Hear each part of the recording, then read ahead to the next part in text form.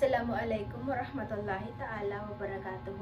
I am Jahan A. Minok and my report is all about range of movements. So, we have two different types of range of movements, which is the active and passive range of movements.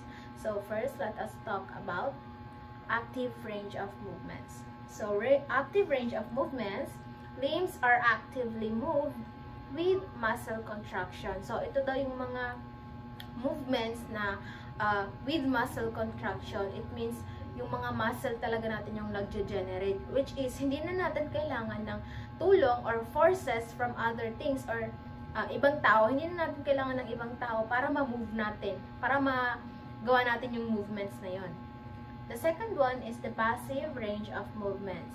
Limbs is passively moved and no muscle contraction. So, sa passive range of movements, from the word itself, passive, which means, kailangan natin ng force sa ibang tao or ibang bagay para ma-move natin. We need their help para magawa yung movements na yun. Okay, so, we have range of movements in spinal column, shoulder girdle, elbow joint, wrist joint, hip joint, knee joint, and ankle joint. So, let's talk about spinal column.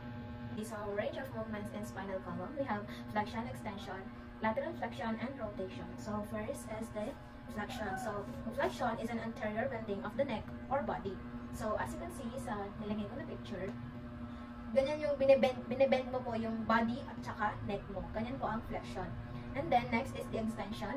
Involves a posterior directed motion such as straightening from a flex position. So, parang kabaliktaran lang po siya ng flexion. So, as you can see, as you observe sa picture na nilagay ko, parang opposite po siya ng movement sa flexion. Next is lateral flexion. Bending of the neck or body toward the right or left side. So, ito yung pagbabend mo ng katawan mo or ng neck mo sa left or sa right side. So, hindi po siya pa forward or backward. Not unlike the flexion and extension. So, next is the rotation. So, i-rotate mo lang po yung katawan mo. So, ganyan po ang mga movements na pwede natin gawin in our spinal column. Next is shoulder girdle. So, we have abduction, adduction, depression, and elevation. So, first is abduction. So, upward lateral movement of humerus out of the side areas from the body in the plane of scapula. So, as you can see, andyan po sa picture na nilagay ko, ganyan po ang movement ng abduction. Parang upward lateral, upward. So, pataas po yung movement ng abduction sa shoulder natin. Next is adduction, downward movement of humerus medially toward the body from abduction in the plane of scapula. So, ito namang adduction is downward movement na naman siya ng ating shoulder. Next is depression, downward movement of scapula and shoulder. So, okay, depression is downward movement ng scapula at saka shoulder. So, both scapula and shoulder is dapat naka-downward. Ganyan po ang depression. Parang i-depress po yung ating shoulder and scapula. Next is elevation, upward movement of scapula and shoulder. Opposite naman po ng depression. Kung ang depression is pa-downward, ang elevation is pa-upward movement naman ng ating shoulder and scapula. So, these movements is used to shrug our shoulders. Next, we have the range of movements in elbow joint, which is the supination, pronation, and flexion. So, ang pronation is internal rotary movement of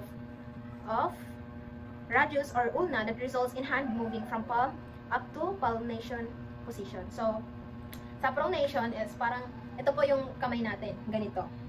So, as you can see, makikita niyo din po sa picture na i-provide ko, and i-observe niyo na lang po. Next is the supination.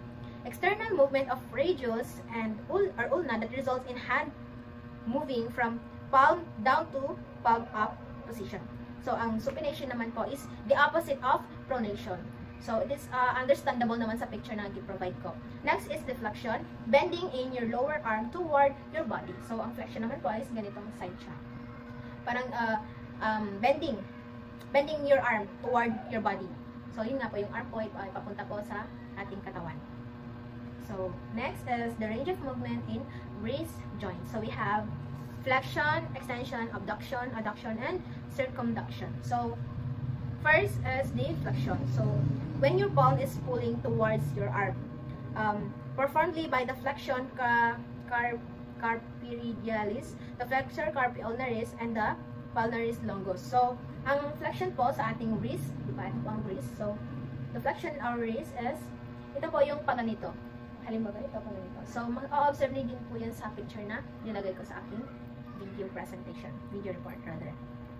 Next is the extension. So, extension when the wrist bends backwards with the back of your hand pulling towards your body. So, ang extension naman po is, ito naman po yung alternate ng ating flexion. If ang flexion is pababa, ang extension naman po is pataas. Ganito lang po siya. As you observe sa picture na i-provide ko.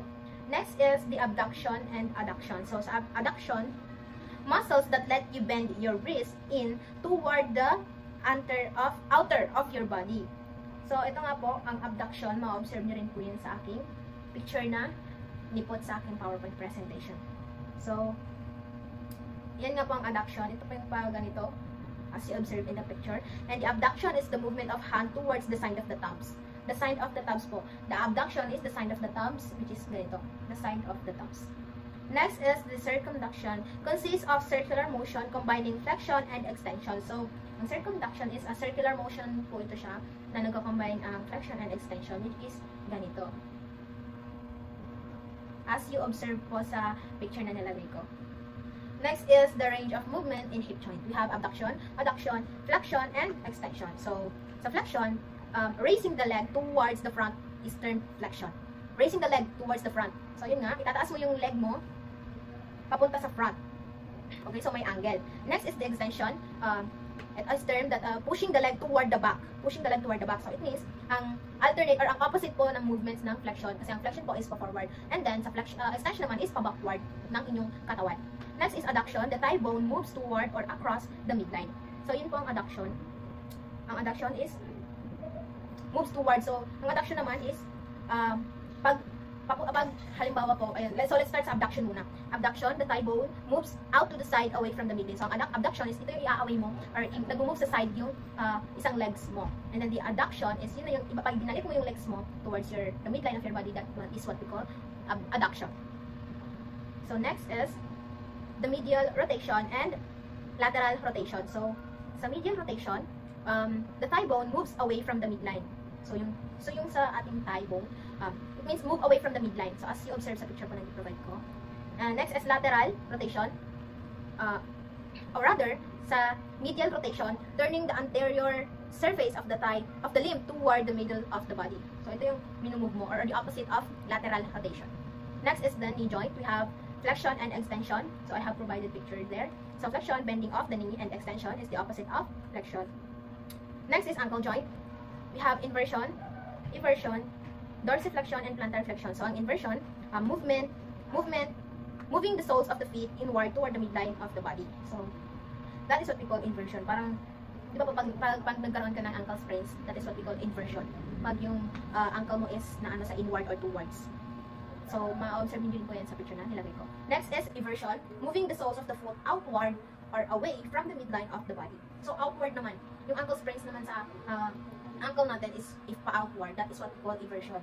Next is the dorsiflexion and plantar flexion, which is, natapit na lang ni sir ito. So, ang dorsiflexion is, of course, when the ankle bends, raising the toes upward, and this decreases the angle between the tarsal side of the foot and tibia. So, ito yung pataas tayo sa hagdan. That's what we call dorsiflexion. Plantar flexion naman is occurs when the ankle bends in the direction that points the toes and plant side of the foot downward. So, ito naman yung sinasabi ni sir na pagpababa tayo sa hagdan. So, that is all of my report about range of movements. Thank you very much. Again, my name is Jahan Mina from Micro1Me.